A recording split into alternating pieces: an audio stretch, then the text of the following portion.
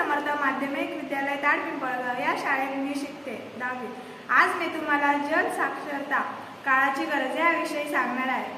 पाणी हा मानवी जीवनातील मूलभूत घटक आहे। वाढती लोकसंख्या, बदलते निसर्ग चक्र, पावसाची अनियमितता इत्यादीमुळे गेल्या काही वर्षात अनेक देशांमध्ये पाणी टंचाईची समस्या जाणवू लागली आहे। भारतात देखील आगामी भविष्यकाळात तीव्र पाणी टंचाईची समस्या जाणवणार आहे। हे भारतातील जल उद्योगांच्या सर्वेक्षणातून समोर आले आहे। भारत हा नैसर्गिक साधन संपत्तीचा विपुलता असलेला देश आहे। भारतातील नद्यांना पावसापासून पाणी मिळते।